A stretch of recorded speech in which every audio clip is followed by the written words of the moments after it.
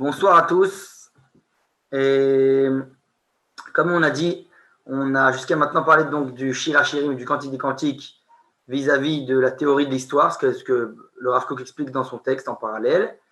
On a vu l'idée un peu entre cet amour et ces manquements, ces différents manquements entre, on va dire, l'idée nationale, l'idée divine, qui tout le temps se rencontrent et se manquent.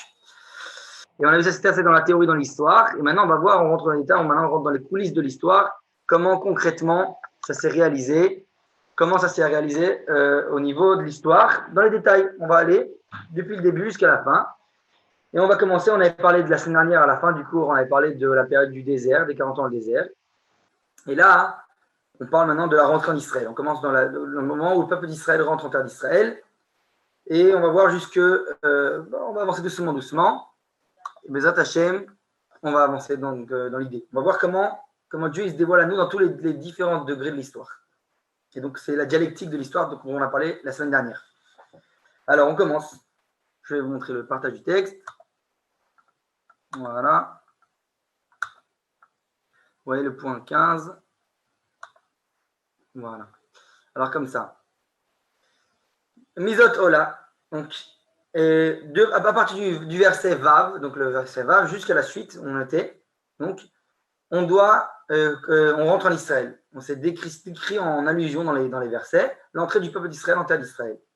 Mizot Ola Minamidbar, c'est ce qui monte et qui vient du désert. Donc, c'est allusion au peuple d'Israël, à Knesset Israël. Donc, il y a écrit 3 fois Mizot. 3 fois, c'est écrit le terme Mizot, qui c'est, dans le Shir HaShirim. Et à chaque fois, on parle de la délivrance. Ça veut dire qu'il va y avoir 3 venues, 3 rentrées en terre d'Israël. Donc, ils sont allusions, c'est 3 fois qu'il y a écrit Mizot, c'est 3 fois aux 3 délivrances, aux 3 Géoula.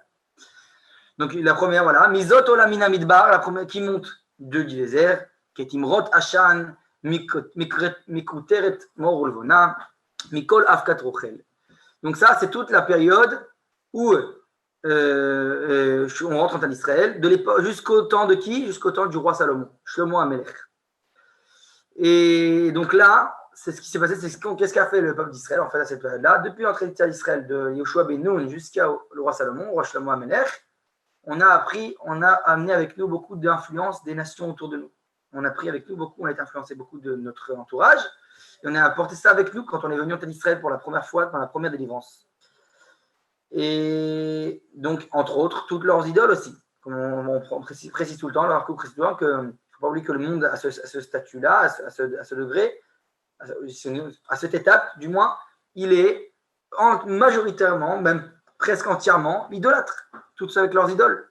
Il faut comprendre une chose, et ça on va le voir tout le long, qu'à l'époque, le peuple d'Israël, même s'il reconnaissait la divinité de la Kadosh Baruch Hu, ça ne contredisait pas le fait qu'ils étaient aussi des idolâtres. Ça veut dire qu'ils pouvaient être aussi servir une idole et à la fois servir Hachem. Chez eux, c'était ancré dans l'esprit des êtres humains à l'époque, l'idolâtrie. C'est quelque chose de très répandu. Et c'est ce qu'ils apportent avec eux, les bénis d'Israël, quand ils arrivent en terre d'Israël. Au début, ils viennent avec tout leur, on va dire, si on peut dire, l'idolâtrie dans leur tête, dans leurs esprits, qu'ils arrivent avec eux du désert, depuis les différentes nations, ce qu'ils ont apporté avec eux. Et donc, en fait, il y a un livre dans la Bible, dans le Tanakh, qui reflète exactement tous ces hauts et ces bas là, du peuple d'Israël qui marche, entre guillemets, comme on dit en hébreu, possède al-Shnei Seifim, qui vient tout le temps, qui ne sait pas où il va, c'est entre Akadosh Baruch Hu et les idoles. C'est toute la période qu'on appelle en français les juges, la période des Shoftim. Le livre de Shoftim, on remarque bien que le livre de Shoftim, il est plein de hauts et de bas. À chaque fois, on a un juge qui vient, qui dit allez, le peuple d'Israël est en souffrance, on a des ennemis qui nous attaquent, qui nous provoquent des galères. Qu'est-ce qui se passe? Vient un juge, sauve le peuple d'Israël, il dit allez, venez, hop, je vous libère, c'est parti, on est libéré, et c'est reparti, on redevient idolâtre, et encore une fois, et rebelote. Et chaque fois, pendant le livre de Shoftim, c'est ce qui se répète continuellement. Le peuple d'Israël en souffrance, en faute, on nous attaque, vient un juge nous sauver, etc., etc. Et tout le temps. Comme ça. C'est des hauts et des bas toute la période des Shoftim. Depuis, par exemple, Gidon, par exemple, à Yoshua lui-même, Shimshon, Samson, etc., de Voa, tout ça, c'est des hauts et des bas. Et on a, à cette période-là du peuple d'Israël, pas un seul dirigeant qui dirige tout le peuple d'Israël.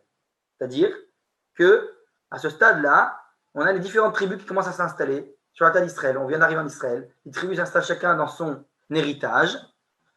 Et donc, à chaque fois qu'il y a une guerre, c'est, comme on dit, local. Voilà, telle ou telle tribu a été attaquée par tel et tel ennemi à ce côté-là, du côté est, ouest, etc., etc. Et donc, chacun se débrouille plus ou moins comme il faut. Comme chaque tribu est un petit peu occupée à s'installer sur la terre, ils viennent d'arriver, ils doivent s'installer, donc pendant ces périodes-là, des juges, alors ils n'ont pas le temps d'aller aider leurs confrères qui sont attaqués par-ci ou par-là. Donc, chacun doit se débrouiller, se défendre lui-même un peu. Donc, on voit, il y a une période un peu de désunion. C'est pas volontairement, mais c'est le fait qu'ils ne sont pas encore installés.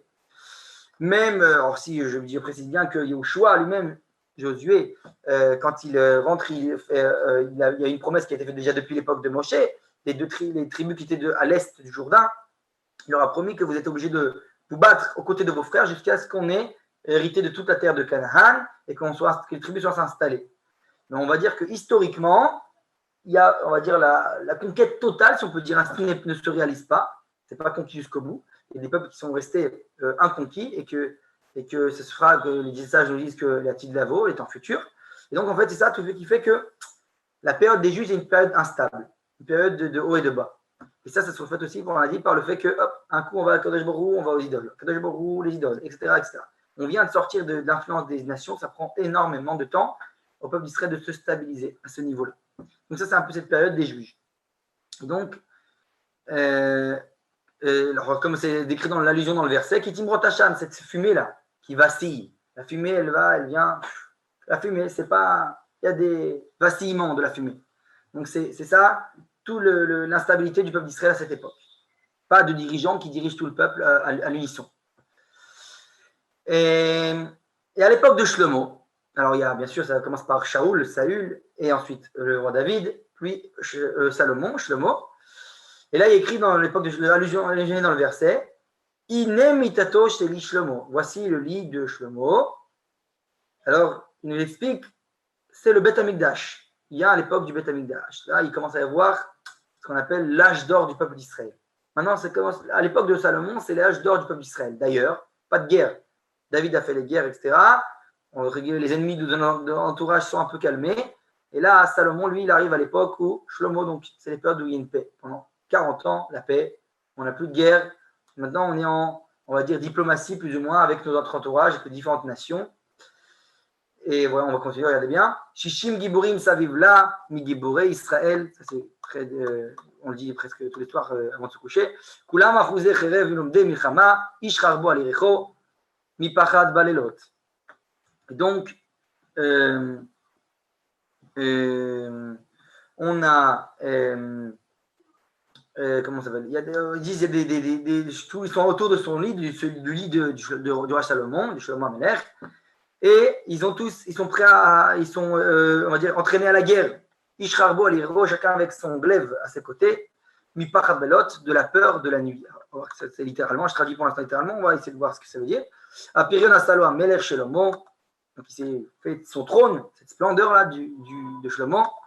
Mi'atse à Lebanon, des bois du Liban. Hamouda Vasachesef, il a fait des colonnes d'argent. Et Rifidato Zahab Merkavo Argaman. Bref, il a, on va dire, tout est couvert d'or et son trône d'Argaman. Donc, de toutes sortes de matériaux très chers. Toratsufa Avam Ibnot Yerushalem. Et l'intériorité, elle est donc entourée d'amour depuis les filles de Jérusalem. Alors, c'est un peu compliqué de traduire littéralement. Je ne vais pas m'attarder à la traduction littérale. On va essayer de voir en profondeur qu'est-ce que ça veut dire, toutes ces idées, toutes ces allusions dans les versets. Donc, maintenant, a priori, qu'est-ce qui se passe? On a dit c'est l'âge d'or d'Israël, c'est l'époque de Salomon, Shlomo. Alors qu'est-ce qui manque? Tout va bien.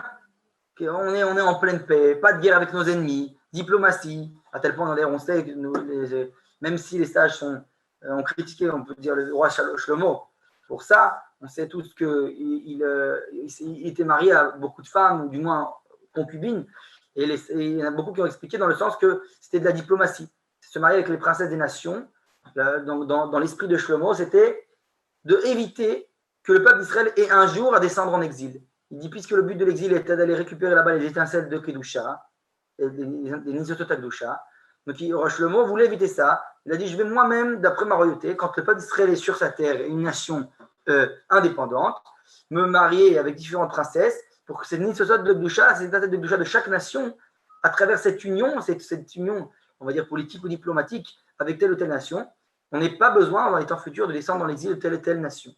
C'est ce qui était la volonté de Shlomo, même si finalement, on a dit que les sages, on va voir que c'est un échec. Bonne intention, mais qui va être un échec. On va voir qu'au final, c'est ce qui va, au contraire, engendrer une espèce de idar déroute, donc une dégradation de la situation. Mais en tout cas, Shlomo, c'est son but, éviter l'exil aux nations. Donc, on voit, c'est l'âge d'or d'Israël. On n'a a priori pas besoin des nations, pas besoin de rien.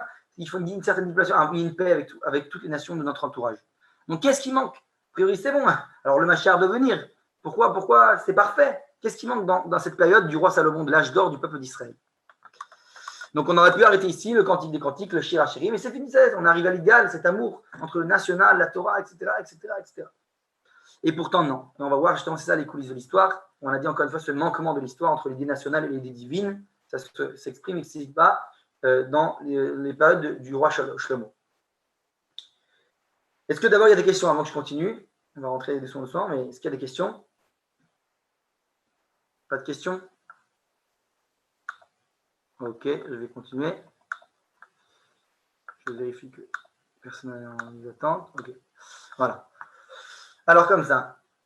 Et maintenant, donc on dit on aurait pu arriver. C'est Ena Urena Benot Sion Bamelech Shlomo. Il dit voilà, sortez, regardez, fille de Sion, dans le roi Salomon. Le verset dit Be'atara sheitralo imo, la couronne dont l'a couronnée sa mère. Beyom Khatunato, Beyom Simchat Libo, le jour de son mariage, le jour de la joie de son cœur. Si je traduis littéralement. Et ça, je dis dans le Midrash de Shir HaShirim, donc le Midrash du Cantique des Cantiques, nous disent Maou Bamelech Shlomo. C'est quoi dans le verset qui est écrit Bamelech Shlomo, dans le roi Shlomo. Regardez, dans le roi Shlomo. Alors, ils disent les sages Bamelech Sheasa Shalom Be'olamo. Ils disent dans le roi, si on peut dire comme ça en français, je ne sais pas si c'est très correct de dire c'est comme ça, mais qui a fait la paix dans son monde.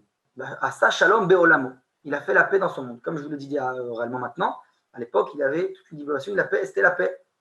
Lokmo Shir HaShirim Asher Li Shlomo. C'est pas comme au début du chant, au tout début du Shir HaShirim, le verset a commencé en disant Shir HaShirim Asher Li Shlomo. On avait dit le cantique des cantiques qui est à Shlomo.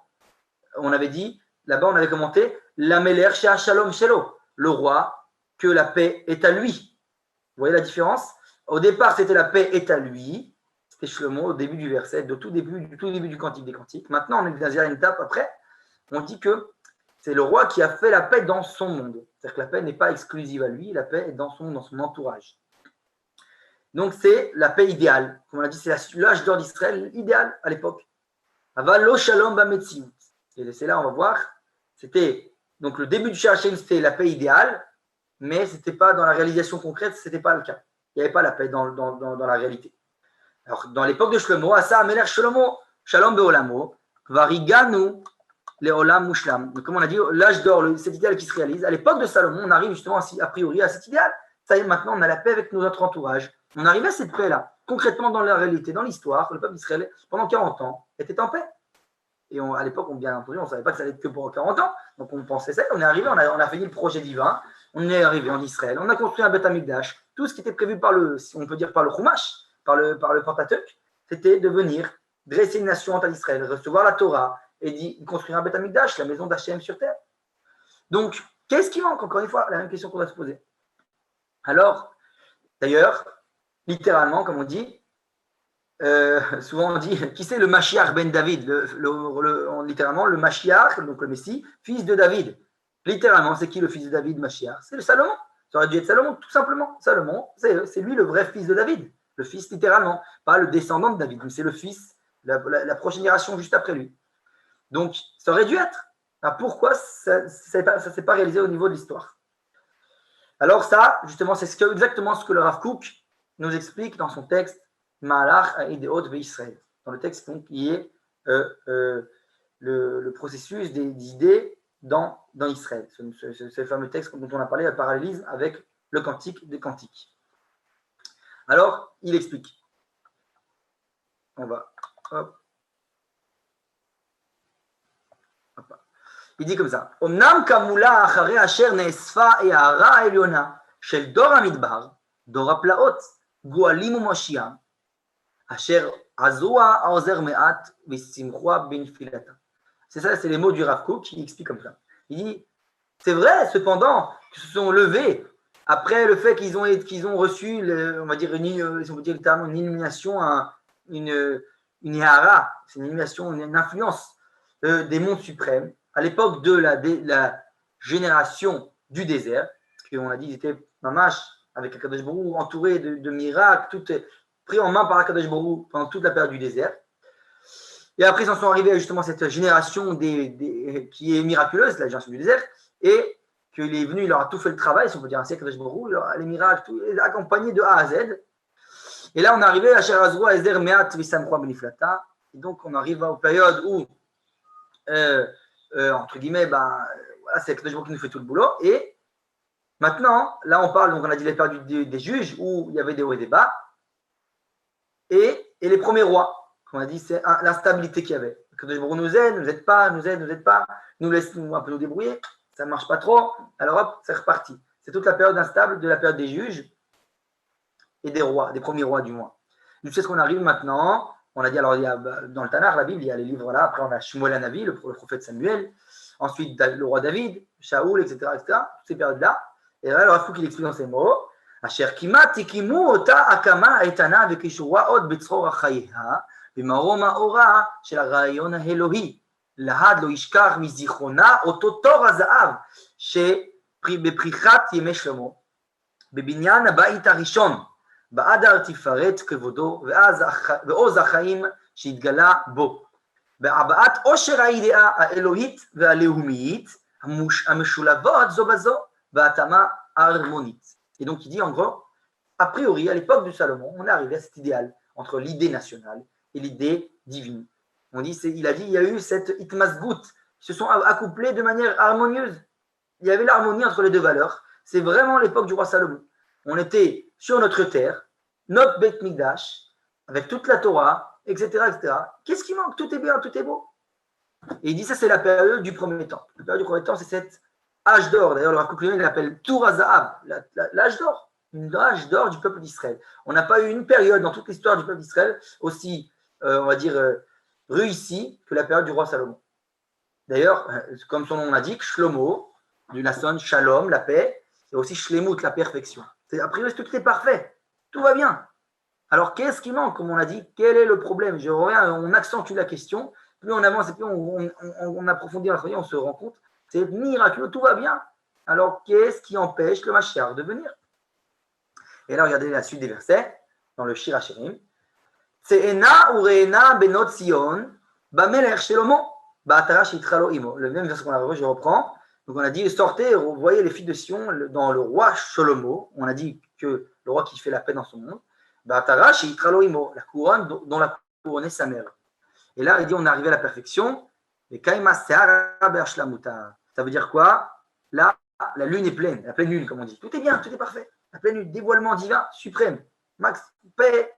Beth Mikdash, Shrina, tout ce que vous voulez, la présence divine, tout va bien. Et là, on dit, alors il y a une allusion, c'est les sages, ils rappellent souvent cette parabole, on fait on image de Knesset Israël, l'âme du peuple d'Israël à la lune. Donc on dit, là, voilà, la lune est pleine, c'est quoi? C'est le peuple d'Israël, tout va bien, il est dévoilé total, Knesset Israël. Donc, et la lune, qu'est-ce qui se passe au niveau concret dans la lune? On dit la lune est parfois, comme on dit, elle est manquante. Il y a la pleine lune et ensuite elle, fondamentalement, disparaît.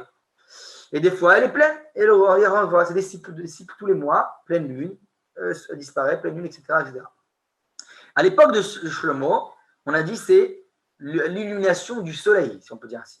Ça veut dire l'idée divine. On dit Ishlomo klapé ayariach. Ishlema klapé ayariach, pardon. Et donc, elle est parfaite par la vue de la Lune. Il y a comme on dit, même aujourd'hui, on sait au niveau scientifique, voilà, que la Lune, elle prend sa lumière d'où? Du soleil. Donc, ça veut dire que quand la Lune est pleine, elle reçoit toute sa lumière du soleil. Donc ça, c'est les périodes de Salomon. Il y a toute cette influence, ce dévoilement divin à l'époque du roi Salomon. Donc l'idée léomite est vraiment reflétée par l'idée élorite, c'est-à-dire l'idée nationale, est vraiment le reflet de l'idée divine. Et Beaz Beota Tkufa Akatsra Bekamuta, et là le Rav Kook qui précise dans ces mots, il dit, et c'est l'or, en cette même période, qui est courte par sa quantité. Ce qu'on a dit finalement, elle ne va durer que 40 ans.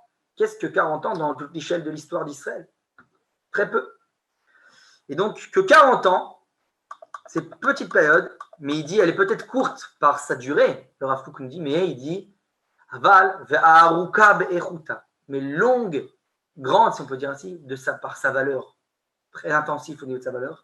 Shafa idea leumit wachaim meleim kefi hetzem tiva vesipuka apnimi. Et donc là, à aspirer l'idée nationale, au souffle de vie, on a dit plein, donc le dévoilement divin, kefi hetzem tiva ou sipuka apnimi, comme que c'était, on a dit, sa vocation finalement. Cette vocation, ce zivoug, ce couple-là entre Knesset Israël et Akadosh Baruch Hu. C'est même idée d'amour qu'on a dit qui est tout le temps, qui vacille dans le cantique des cantiques. Entre l'âme collective du peuple d'Israël et Akadosh Baruch Hu, le Saint béni soit-il. Maintenant, ça veut dire qu'elles ne font qu'un. Comme on a dit, c'est l'accouplement. Ça ne font qu'un. Il n'y a pas de contradiction, il n'y a pas de séparation des deux valeurs. L'harmonie entre les valeurs. Maintenant, il continue le Rav Kook en nous décrivant cette période.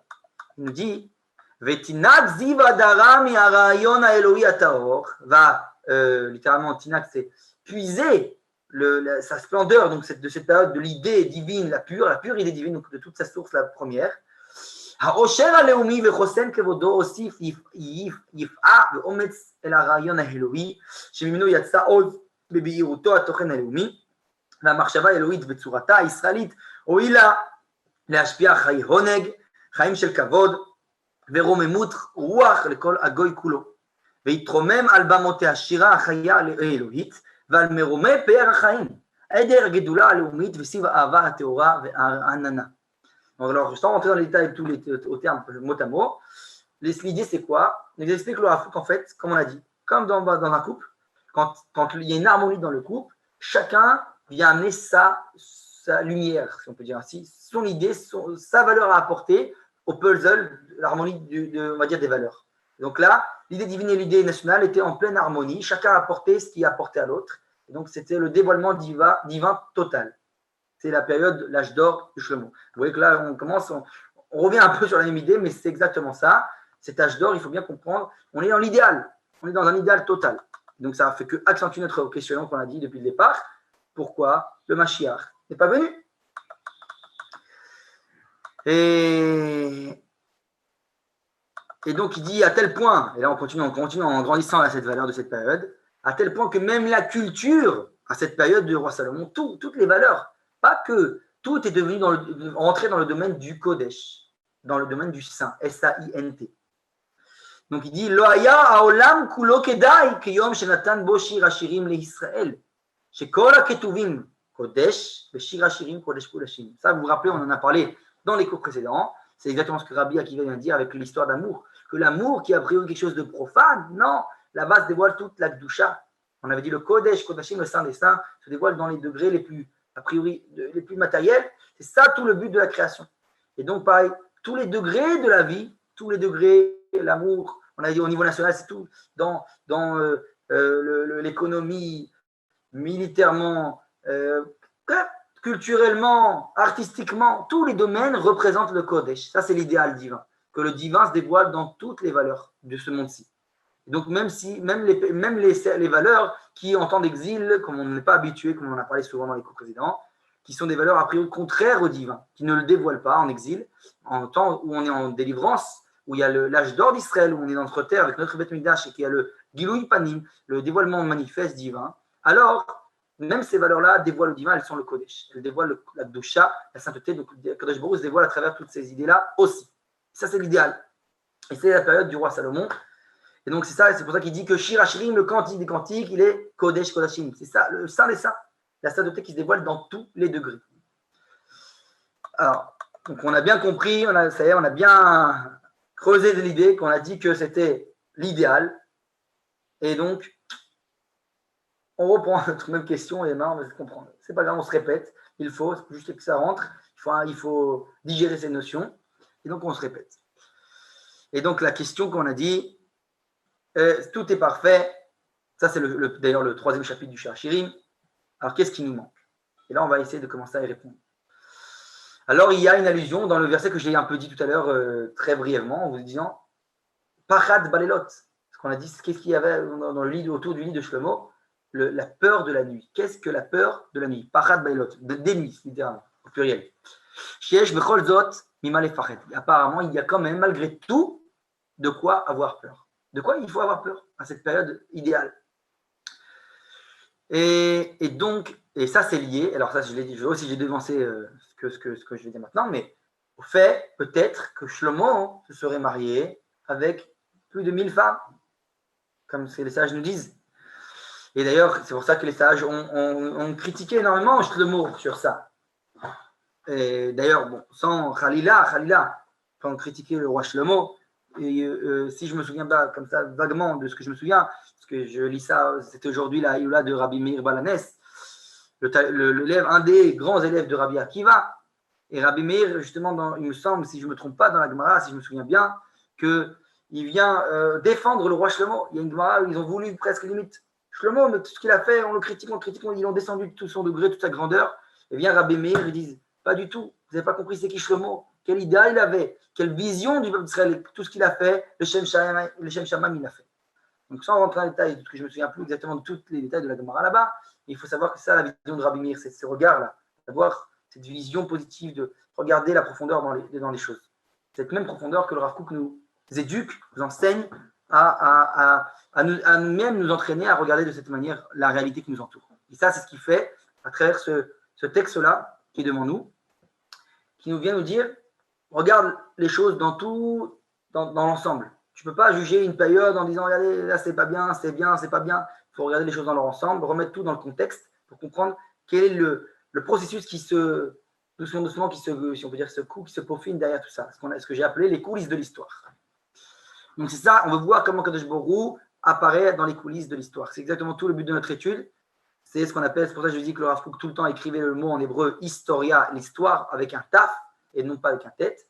Même si on va dire que historiquement, à l'époque, l'Académie hébraïque, il me semble, n'avait pas encore décidé comment elle écrirait. Mais du moins, l'idée du Rav Kook, ça vient de la racine esteria. Dieu se cache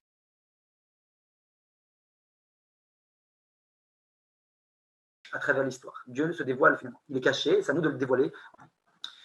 Donc, c'est ce qu'on fait dans ce texte. Est-ce que tout le monde m'entend? Je vois qu'il y a une connexion un peu faible. Est-ce que tout le monde m'entend?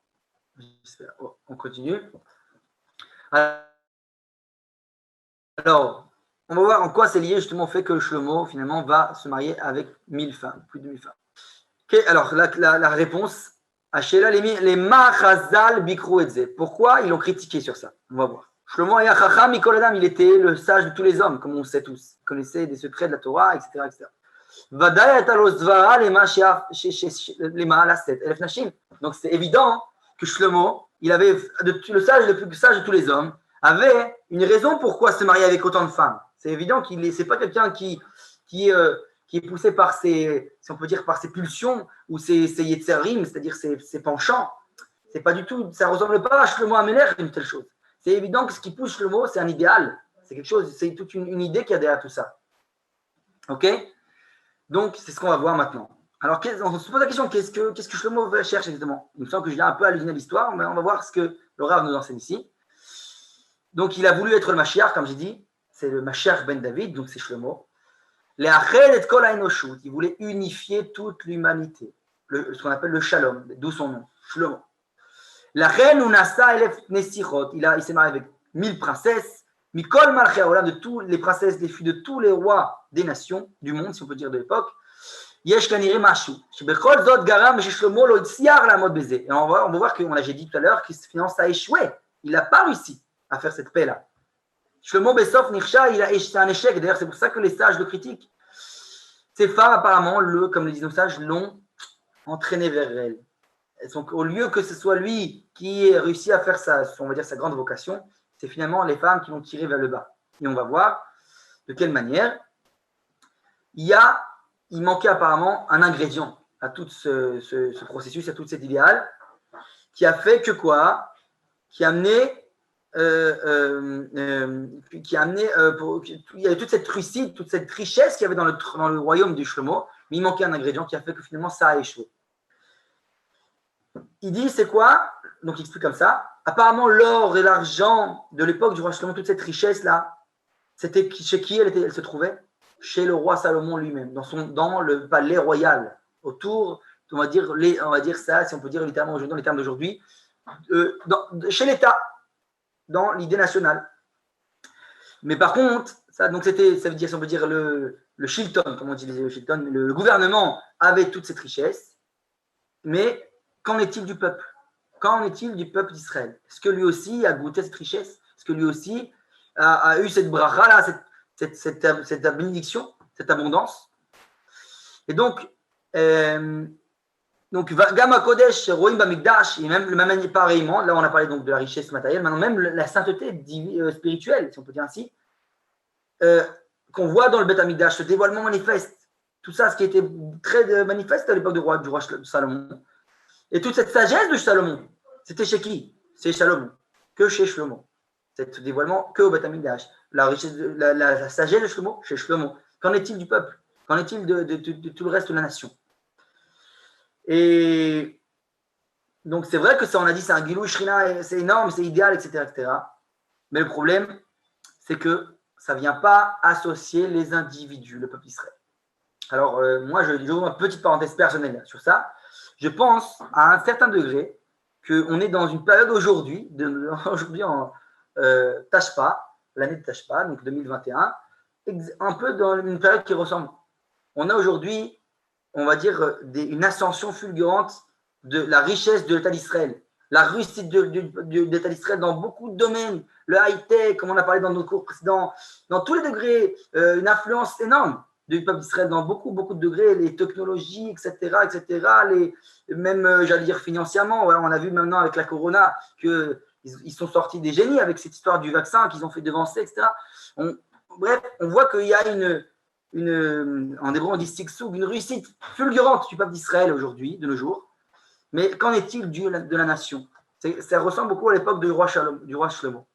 C'est-à-dire qu'il y a ce qu'on appelle le mémad, ce que le Rav Kook justement nous parle tout le long de ce texte, du klal et le mémad du prat.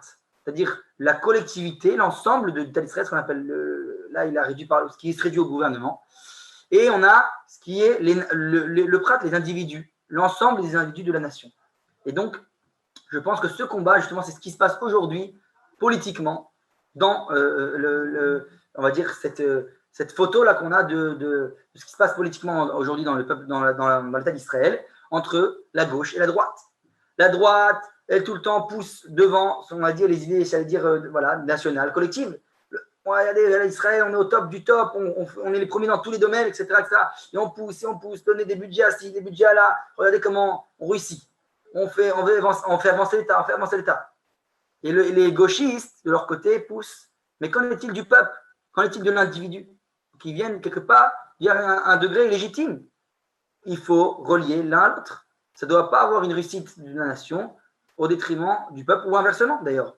On n'est pas non plus une nation, on n'est pas une nation qui viendra donner tous les intérêts, les droits, comme ils appellent ça, de l'individu, alors que ce va être au détriment de la nation. Donc on est une nation d'idéalistes. On doit voir l'harmonie entre la réussite de l'individu et la réussite du collectif. Et donc là, on est dans cette période, justement, aujourd'hui, je pense, qui, justement, toutes ces questions se posent. C'est ça qui font l'instabilité aujourd'hui, avec ces élections qui se répètent et qui se répètent et qui se répètent. On a une friction entre l'idée nationale, collective, et l'idée sociale, individualiste, si j'allais dire, mais en fait, qui est aussi importante, qui ne contredit pas. Il faut essayer de trouver l'harmonie entre ces valeurs, trouver l'idée, on va dire, la bonne potion magique qui dévoilerait le divin dans ces idées-là. Je pense que ça ressemble un peu, ça c'est mon avis personnel, ça ressemble un peu à cette période du roi Salomon, où on a dit réussite totale nationale, mais qu'en est-il du peuple? Aujourd'hui, sans prendre, c'est pas mon style du moins de prendre un cours, de prendre parti pour quelque parti que ce soit politiquement, mais je pense que c'est ce qui se cache quelque part derrière l'opposition au chef d'État Bibi Netanyahou, parce que beaucoup pensent que c'est bon, on a compris que tu fais avancer l'État d'Israël, tu fais des grandes choses pour le peuple, mais qu'en est-il du social? Qu'en est-il du peuple, du bas peuple, ceux qui, tous les jours, ont des difficultés à manger leur pain quotidien? Et donc, c'est pour ça qu'il faut essayer de trouver cette jonction, je pense des deux côtés, bien entendu. Okay. Et donc, c'est ça, je pense, l'idée justement qui est cachée ici dans ce texte qu'on est en train d'étudier. Encore une fois, je ne viens pas dire à qui que ce soit de voter pour qui que ce soit.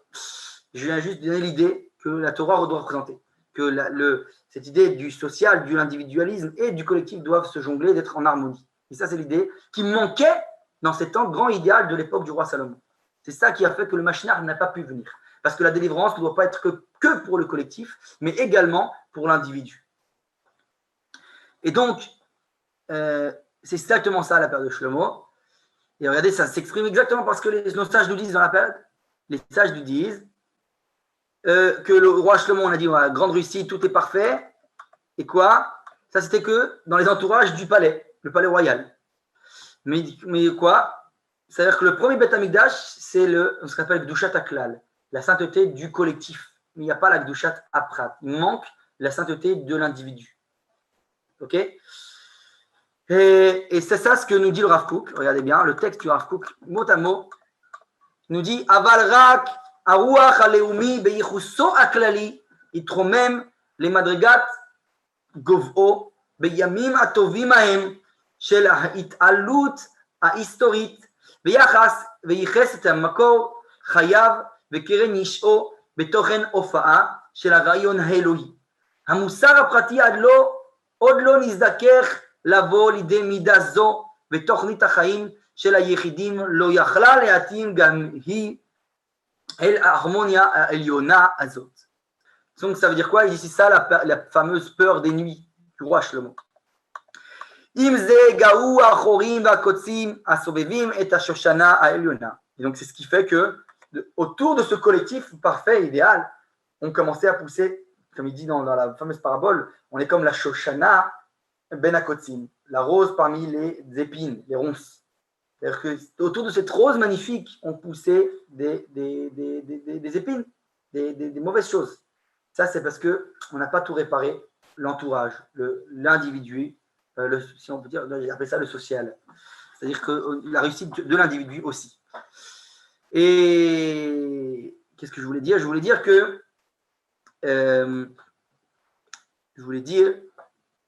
perdu le fil de mon idée. En tout cas, je voulais dire que à l'époque de Shlomo, donc c'est exactement, je pense, la même idée aujourd'hui, où il manque ça. Il manque cette période-là, cet individualisme, il doit aussi se purifier. C'est ce que nous a dit le Rav Kook. Et voilà. Et donc, il faut arriver à cette jonction entre les valeurs. Et je continue dans le texte, regardez. Mamlachut à Elil. Et comment ça s'exprime chez nos sages, ce manquement qu'il y a à l'époque du roi Salomon, par une royauté où il y a, beaucoup on l'a dit, d'idolâtrie. On va voir comment ça se présente. Ah oui, voilà, c'est ça que je voulais rajouter, excusez-moi. Je l'ai eu justement dernièrement voilà, dans le Daf Yomi, dans le Daf Yomi, dans la Gemara, nous dit qu'il y a la différence. D'ailleurs, on va le voir après à propos du deuxième Beth Amikdash plus en profondeur. Mais pour le premier Beth Amikdash, quelles sont les trois fautes principales qui ont provoqué la destruction du premier Beth Amikdash, donc cette période-là, de cette période, de cet âge d'or? Les sages nous disent trois fautes principales, qui sont d'ailleurs des fautes très très graves d'après la Torah, qui sont des fautes à tel point que si jamais, nous disent les sages au niveau de la halakha, on nous dit, va transgresser cette faute-là ou je te tue, tu dois ne pas transgresser la faute, te laisser tuer. Parce que c'est trois fautes qui sont même au-delà de la valeur de la vie. Alors qu'on sait tous très bien que dans le judaïsme, la valeur de la vie est suprême. Dans beaucoup de choses, elle repousse presque toutes les mitzvot, mais ces trois graves fautes-là ne sont même pas repoussées par la valeur de la vie. Ça veut dire qu'elles sont au-delà de la valeur suprême de la vie. Ce sont les trois fautes du Gilou Yarayot, ce qu'on appelle, j'allais dire, les relations incestueuses, etc., qui sont liées aux mœurs, le Shfirut Damim, le meurtre, et le Avodah Zara, l'idolâtrie. Ces trois fautes sont les plus graves. Les sages nous disent, on te dit, va servir un idole, ou va tuer quelqu'un, ou va avoir une relation avec un tel ou un tel qui est incestueuse, tu dois te laisser tuer plutôt que de transgresser cette faute, qui sont on va dire l'antithèse totale de la valeur des valeurs du judaïsme. Et donc, c'est des fautes très très graves. Et ce sont les trois fautes-là, principalement, qui ont été les fautes qui ont provoqué la destruction du premier temple. Alors je devance un peu, mais on reprendra plus. Le deuxième temple, contrairement, il n'y avait pas ces trois fautes-là a priori, je dis bien a priori. Pourquoi? On voyait bien qu'au contraire, ils étudiaient la Torah, ils faisaient des Gimut Rasadim, c'était des gens de Torah, le deuxième temple. Ça, on en reviendra encore une fois. Mais eux, ils ont un autre problème, c'était la sinatrinam, la haine gratuite. C'était le problème du deuxième temple. Ça, on en parlera quand j'arriverai à l'époque du deuxième temple. Pour l'instant, je reste sur l'idée du premier temple. Et le premier temple, on voit bien qu'eux, au contraire, ce que nous explique le Rav Kook, ils étaient des grands tzadikim, des justes au niveau du collectif, au niveau de la nation, on a dit au niveau du Shilton, de la royauté, roi Salomon, l'idéal au niveau du royaume. Mais par contre, au niveau individuel, personnel, ils avaient des mauvaises midotes, beaucoup de choses très graves à réparer, ce qui se représente par ces trois graves fautes au niveau individuel, qui sont Gilui Arayot, Shurut Damim, et Avodah Zara. Donc, c'est ça que représente la période du premier temple. La perfection collective, mais l'imperfection individuelle. Ok? Est-ce que vous suivez jusque-là? Est-ce qu'il y a des questions? Pas de questions? Alors, je continue. Dans le temps qui nous est imparti, on va essayer d'avancer. Et on a dit donc, il va y avoir ces idoles. Qu'est-ce que c'est que ces idoles? Il y avait, comme on n'avait pas de perfection au niveau de l'individu, donc l'individu a pu être influencé, tout le royaume, par les nations qui nous entourent. Ok? Et j'ai envie de dire, encore une fois, c'est mon idée à moi, mais que ça ressemble énormément à notre période encore une fois aujourd'hui. Aujourd'hui, la gauche qui dans sa graine, a aussi des valeurs de vérité, mais du fait qu'elles ne sont pas, on va dire, peaufiner et développer ces idées dans la bonne direction, du moins dans la direction que la Torah nous dirait de faire, comme on l'a dit, du social de l'individu, alors elles partent parfois prendre leur source, puisqu'elles ne trouvent pas leur source dans l'idée nationale, donc du peuple d'Israël. Elles vont essayer de tirer leur influence, où ça? De l'universalisme. Elles vont essayer de tirer des autres nations. D'où la tendance du côté gauche de la carte politique, on peut dire, du peuple d'Israël, de souvent apporter des valeurs des autres nations extérieures au peuple d'Israël. Ça veut dire comme ils ne trouvent pas dans leur propre nation, on va dire, les valeurs à puiser cette harmonie-là avec leur côté social individualiste, alors ils vont chercher chez les autres nations. Donc ça veut dire ce qui fait que comme l'idée individualiste n'est pas purifiée, alors elle va chercher donc d'un puits étranger qui est à l'extérieur. C'est exactement ce qui se passe, nous dit le Rav Kook, à l'époque où le roi Shlomo, où le royaume est dans l'âge d'or, vu que l'individu est très loin et très déconnecté de cet âge d'or-là, au niveau individu, ils vont être très très influencés du monde extérieur, c'est-à-dire des différentes idoles, des différentes nations qui nous entourent. Et c'est exactement ce qui est passé. C'est vrai que c'est écrit qu'Israël mange et boit, ils sont heureux toute la période du roi du Salomon. On a dit, le bonheur total, perfection. Et alors, on voit que cette réussite, cette grande période d'âge d'or, c'est grâce à Shlomo. Mais qu'en est-il de l'individu? Ça veut dire qu'ils mangent tout ce que Shlomo mange. Par exemple, à l'époque de Shlomo, d'ailleurs, ça, il faut savoir, historiquement, c'est même marqué littéralement dans la Bible, à l'époque du roi Salomon, à tel point, ils ont mangé le jour de Kippour. Il faut savoir que du fait de la joie de l'inauguration du Beth Amikdash, etc., des fêtes, des festivités de Sukkot, etc., les Juifs en ont oublié le jour de Kippour. Ils en sont venus à manger, leurs festivités ont duré. Et les sages ne viennent pas, même pas leur voir ça comme une faute. Ils ne sont pas venus les critiquer pour cela. Ils étaient tellement pris dans leur joie, dans leur festivité, qu'ils ont oublié le jour de Kippour. Le Rav Kook nous explique qu'est-ce que ça vient représenter. Kippour, on sait très bien, au contraire, qu'il représente justement cette idée de la réparation de l'individu. Kippour, c'est le jour où chacun va essayer de se remettre en question au niveau individuel. Il doit se montrer face à lui-même, se mettre devant Dieu et face à lui-même, le jour de Kippour, pardonner ses fautes personnelles. Mais, comme dit d'ailleurs le sage, le Rav Yehuda Kook, d'ailleurs, le fils du Rav Kook, disait une idée très importante, qui est souvent bafouée, mais qui est très importante. Pourquoi on voit le minag d'Israël tout le temps, la coutume qui a dans le peuple d'Israël, tout le temps demander pardon à chacun, la veille de Kippour, etc., etc. Le Rav Yehuda, il va très loin dans l'idée, en disant que celui qui n'a pas demandé pardon à son prochain avant qu'il arrive à Kippour, il dit, même ses fautes vis-à-vis d'Akadosh Baruch Hu ne peuvent pas lui être pardonnées. Tant qu'il n'a pas été pardonné de son prochain, on ne peut lui pardonner sa faute vis-à-vis d'Akadosh Baruch Hu. Le Rav Yehuda va très loin dans l'idée. Et donc, ça vient dire encore une fois, Kippour, toute l'idée, c'est de l'individu. Mais cet individualisme-là, il doit être d'abord devancé par un Rosh Hashanah, par une valeur. Lie-toi à la royauté divine, à l'être suprême, au peuple d'Israël, à cette joie collective.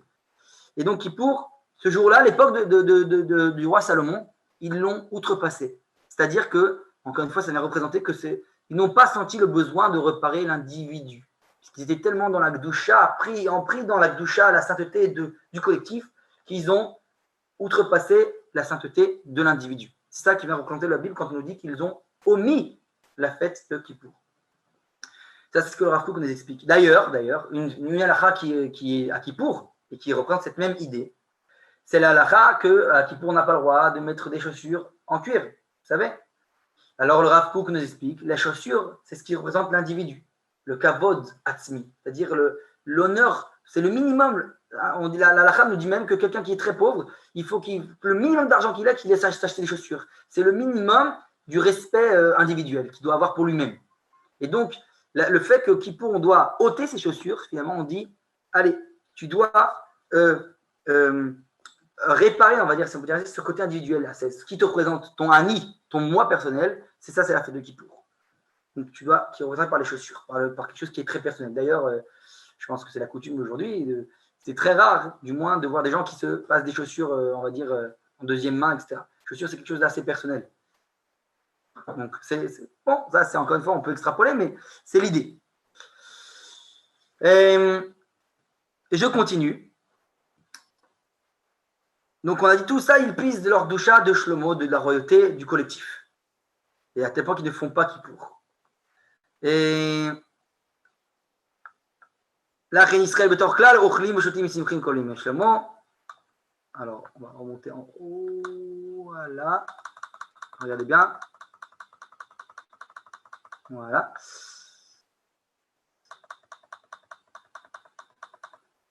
Et donc, on voit bien qu'est-ce qui se passe qu'au niveau de l'individu, ils disent, et là, ça, d'ailleurs, on voit dans la tête, dès que Shlomo meurt, historiquement, on voit dans la Bible, c'est mentionné dans la Bible, à partir du moment où Shlomo il meurt, il quitte ce monde, son fils, qui s'appelle Rechavam, qui va être le futur roi, a priori, d'Israël, que se passe-t-il directement? Les sages nous disent, regardez bien la requête du peuple, regardez bien ce qui se passe. Si on peut dire ainsi, c'est le premier chiisme dans le royaume d'Israël. Se passe tout de suite après cette période de paix, cet idéal-là du roi Salomon, ces 40 ans de paix, tout d'un coup, il y a un schisme. Tout d'un coup, deux nations séparées a priori. C'est ce qui se passe, le schisme entre le royaume d'Israël et le royaume de Juda. Et c'est à cause de quoi? Regardez, les sages nous disent, c'est en réaction à Rechavam. Rechavam, le fils de Shlomo, qui était censé être le roi de tout Israël après son père. Le peuple d'Israël à l'époque lui demande, j'ai envie de dire, ça ressemble, encore une fois, je dis tout le temps, ça ressemble à ce qui se passe aujourd'hui avec Bibi Netanyahu. Exactement la même idée. Le peuple dit, on a faim, on sait très bien qu'il y a de l'or et de l'argent dans le temple, il y a de l'or et de l'argent dans le gouvernement, etc. On sait que tout est en réussite, on est en high-tech, on est au top du top de tout. Mais nous, on a faim. C'est ce que le peuple demande. Le peuple demande à Rechavam, ils vont voir le Rechavam, ils se disent, on a vu que ton père a fait des magnifiques choses pour le peuple d'Israël, pour la nation tout entière, c'est vrai. Mais cela nous demandait beaucoup d'impôts. Il nous demande, le peuple demande maintenant, ça y est, on a construit, on a fait tout ce qu'on avait à faire. Il est grand temps, toi, Rechavam, que tu es son successeur de ton père, baisse-nous les impôts, laisse-nous un peu vivre, qu'on puisse manger de manière respectable. Et là, Rechavam, qu'est-ce qu'il va faire? Va aller se conseiller avec ses conseillers. Les sages nous disent qu'il avait des conseillers jeunes et des conseillers plus âgés. En général, les sages approprient aux conseillers plus âgés la sagesse, on va dire, plus l'expérience de vie. Alors que les jeunes, en général, ils ont tendance à être un peu hâtifs dans leurs décisions. Et donc, ce qui se passe, c'est que Rechavam, les jeunes qui vont dire, mais Rechavam, tu es fou, n'écoute pas le peuple. Quoi? Ils disent, ton père, c'est comme ça qu'il a réussi, c'est parce qu'il avait des impôts aussi élevés. Toi, tu veux baisser les impôts, mais tu commences à leur donner la main. Ils vont vouloir le bras. C'est comme ça qu'on dit les conseillers à Shlomo. Alors que les sages, les plus âgés, ont dit à Shlomo, écoute le peuple, sois attentif. Ils ont une requête qui est légitime.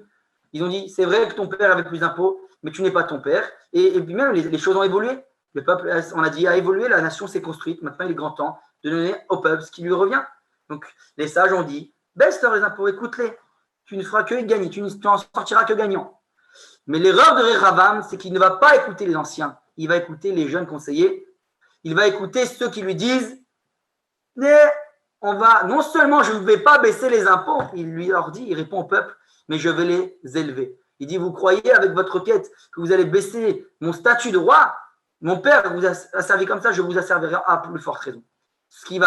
Cette réaction de Rechavam, finalement, historiquement, la Bible nous le dit, va provoquer le chiisme dans le royaume d'Israël. Va se lever un autre roi du tribu de Ephraïm, donc des autres tribus d'Israël, et va se rebeller contre Rechavam, qui va être Yerovam ben Nevat, comme on le sait. Ça provoque le départ du chiisme dans le royaume d'Israël.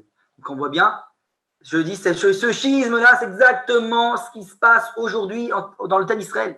Il commence à y avoir une trop grande... il n'arrive pas à se départager. Il y a cette idée, on n'arrive pas chacun à exprimer notre idée. Et donc, on n'arrive pas à se mettre d'accord. Et donc, ça provoque un schisme. Il n'y a pas un dirigeant qui arrive à être accepté des deux côtés. C'est exactement ce qui se passe aujourd'hui. C'est comme ça que moi, je le vois les choses. Et donc, il est grand temps d'accepter de l'harmonie des valeurs. Et c'est de voir qu'est-ce que j'ai à apprendre, quelle est cette requête légitime qu'ont les gauchistes aujourd'hui dans l'État d'Israël. Et il faut que j'y apporte attention. C'est ça l'idée idéale. Et donc, c'est un truc réel. Là, on peut dire, si je peux dire ainsi, Bibi Netanyahu est dans le poste de Rechavam. Sois attentif aux requêtes du peuple. Elle est légitime. Elle est légitime, cette requête du peuple. Donc, le peuple est partagé. C'est exactement ce qui se représente de nos jours. Ok. Prakim Alev Bubet Ayou Mavo. Donc, on a dit jusqu'à maintenant le premier chapitre du Shir HaShirim et le deuxième chapitre, c'était des introductions, on va dire, globales de la théorie de l'histoire. Le troisième chapitre, c'était la thèse. Vous vous rappelez, on a parlé de la dialectique de l'histoire, on a thèse, antithèse, synthèse. Alors, le troisième chapitre, c'était la thèse. C'était le départ, l'idéal. Et donc, maintenant, donc on a dit que cette thèse, c'est quoi? C'est l'idéal collectif, la sainteté du collectif. Maintenant, on va arriver à l'antithèse. On a dit que puisque la sainteté ne se trouve que dans le collectif, il y a une rechute, une opposition, cette dialectique-là qui nous tire dans l'autre extrême, la sainteté individuelle. Et ça, c'est ce qui va provoquer la destruction du temple.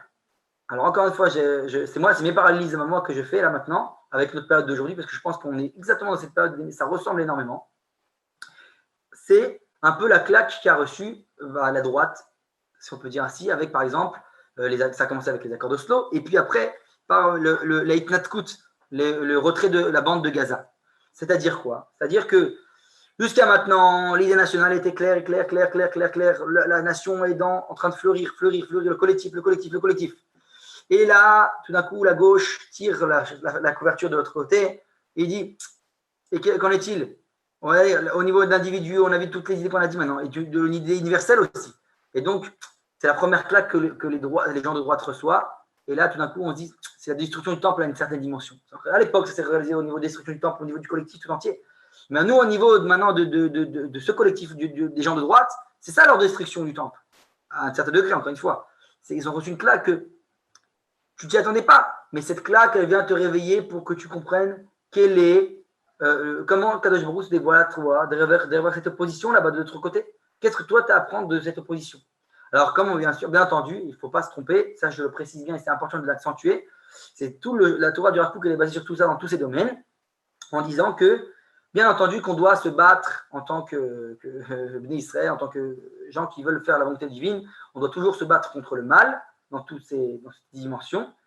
Mais, bien entendu, la question n'est pas de ne pas se battre contre le mal. La question est que lorsque tu t'es battu contre le mal, que tu as fait ce que tu as à faire, mais que le mal l'a finalement malgré tout emporté, là, tu dois te poser la question, qu'est-ce que Akadosh Baruch Hu veut de moi? C'est ce que j'ai dit à plusieurs reprises quand j'ai dit le Ramchal, Rabbi Moshe Luzzatto, il explique que c'est la différence entre la Hanaga Tamishpat et Hanaga Tayichud, c'est-à-dire l'attribut divin, comment il dirige le monde au niveau de la justice, et l'attribut au niveau du Yichud, de l'unicité des valeurs. J'allais dire, Yichud, c'est l'unicité. Donc, c'est-à-dire que il y a d'abord le mishpat, c'est le bien et le mal, il faut choisir le bien. Ça, c'est le mishpat, ça va au niveau du droit. C'est-à-dire que quand je me bats contre le mal, c'est évident que le mal, au niveau de la justice, si je le prends au tribunal, il a tort. Et moi, le bien, j'ai raison. Mais maintenant, on ne parle pas à ce degré-là, on parle à un autre degré. On parle au degré du yichud. Au degré du yichud, comment Kadosh Baruch Hu, l'unicité du divin, se dévoile même dans le mal. Et donc, ça, c'est a posteriori, pardon. C'est-à-dire que quand je me suis battu contre le mal et que le mal l'a emporté, maintenant je dois essayer d'ouvrir les yeux. Quel est le dévoilement que Kadosh Baruch Hu me dévoile à travers ce mal-là qui m'a gagné finalement? Et donc, à travers ça, je dois me remettre en question. Et en fait, ça va me permettre d'arriver à l'étape supérieure, que sans ça, je n'aurais pas eu le mérite de ce dévoilement-là. De là viennent toutes les souffrances au niveau individuel, collectif, etc. etc. C'est ça l'idée du divin. C'est parfois, on a un projet, chacun a sa vision du monde, et Kadosh Baruch Hu, avec nos souffrances, avec tout ce qu'il fait autour de nous, il vient nous remettre en question, nous tourner toute notre vision des choses pour que nous prendre quelque part à un autre degré plus élevé. C'est toute la Torah du Rav Kook qui est basée sur cette idée-là. Et donc ça, c'est vrai au degré aussi du collectif et de l'individualisme. Alors, je vais juste l'y introduire, mais on continuera la semaine prochaine, Bezrat Hashem, le fait que dans le 4e chapitre qu'on va commencer, Bezrat Hashem, ça va être en fait maintenant la description de cette joie du temps du premier temple, avec le début des dégradations. C'est comment cette chute-là qu'il va y avoir. Alors, je pense qu'on n'aura pas le temps de commencer, donc c'est pour ça que je le dis très, très, très brièvement. Mais on va voir justement la semaine prochaine juste comment ça se produit au niveau de l'individu, etc. Et on va voir tout en l'état, encore faire la coulisse d'histoire, la suite de suivre d'Israël, etc., etc. Donc, la semaine prochaine, j'espère vous voir tous nombreux, encore emmener des amis, 20h30 comme d'habitude, heure israélienne. Voilà, je vous dis bonsoir à tous. Est-ce qu'il y a des questions? C'est le moment. S'il y a des questions. Bonsoir. Chazak ou Baruch. Pas de questions? Chazak. Non, c'était bien, très très bien.